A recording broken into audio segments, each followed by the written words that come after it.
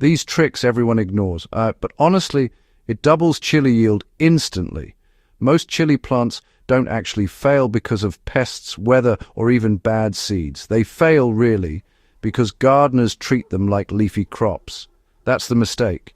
When you grow chilies like spinach or lettuce, overwatering, overfeeding nitrogen, and ignoring stress cycles, you just get big plants with almost no fruit.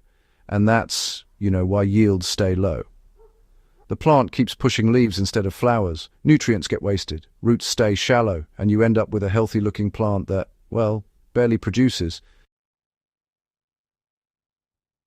Before we go deeper, there's one small thing that quietly affects your results more than people think: how you manage your kitchen waste. I use a simple countertop compost bin, the in-loy compost bin for kitchen countertop, to keep scraps from going bad before I use them in soil. Most people let scraps rot the wrong way or dry out completely, and that kills a lot of their nutrient value.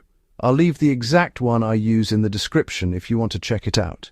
It's a small fix, but it directly affects how effective your soil feeding becomes. Now, let's get into the part most chili growers overlook.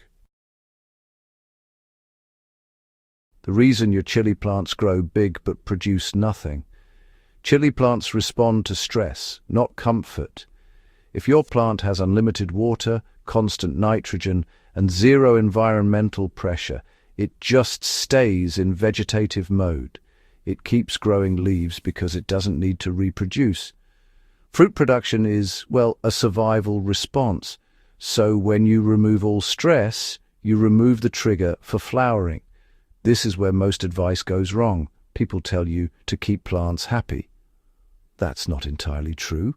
You need controlled stress, and I'll show you exactly how to use it without damaging your plants.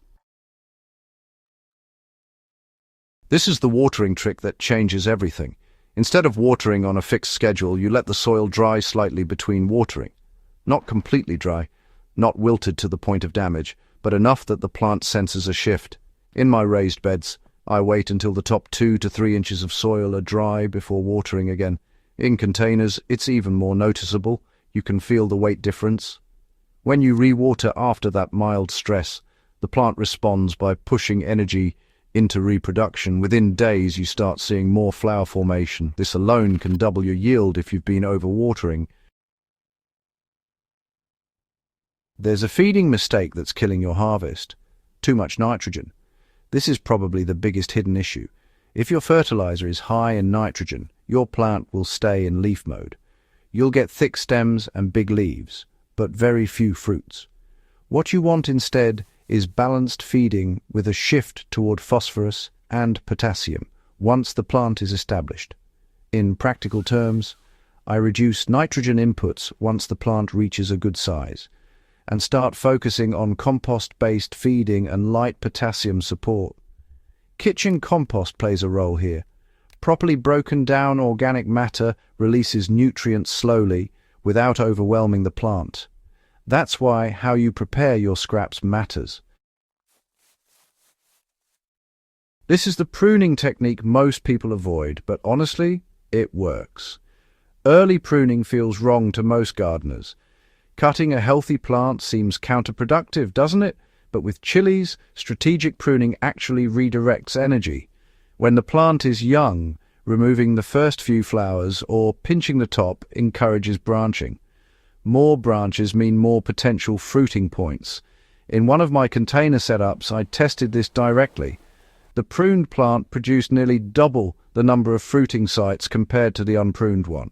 Now, it did delay early fruit slightly, but the total yield was significantly higher.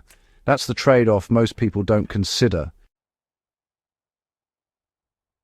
Let's talk about spacing, because this quietly limits your yield. Chili plants need airflow and light penetration. If they're too close, they compete. Leaves shade each other. Moisture stays trapped, increasing disease risk.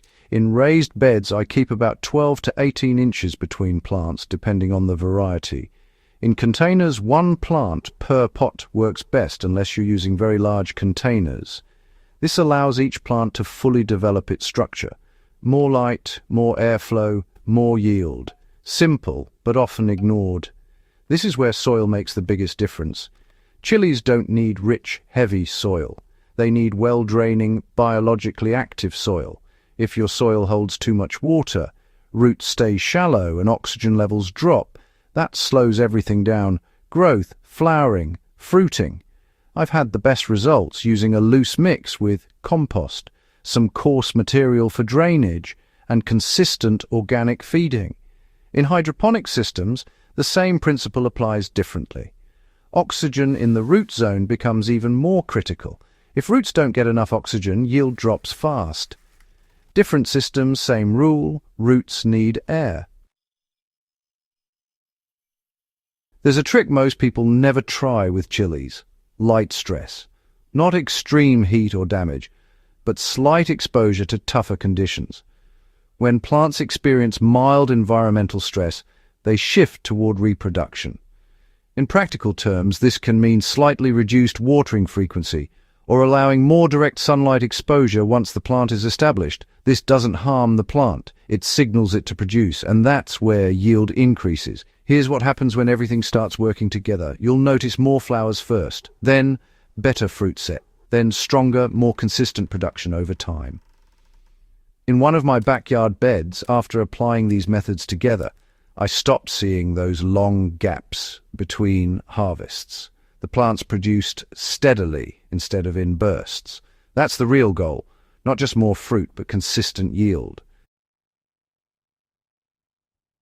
If you want to push your chili plants even further, do this: feed the soil, not just the plant. Instead of heavy, occasional feeding, add small amounts of organic matter regularly. This keeps microbial activity stable and nutrients available. When soil biology is active, plants access nutrients more efficiently. That's when growth becomes more predictable.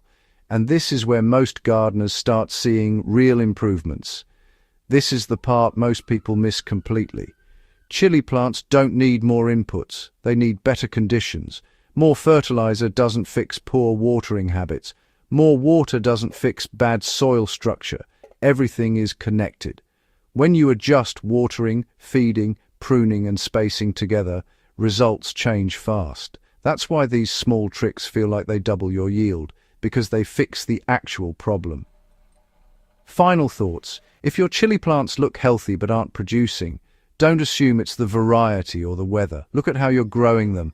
Introduce controlled stress. Adjust your feeding. Improve your soil. That's where the difference comes from. If this helped, subscribe to the channel. This is the kind of practical, tested gardening that actually delivers results. And if you know someone struggling with low chili yields, share this with them. Once they apply these changes, they'll see the difference quickly.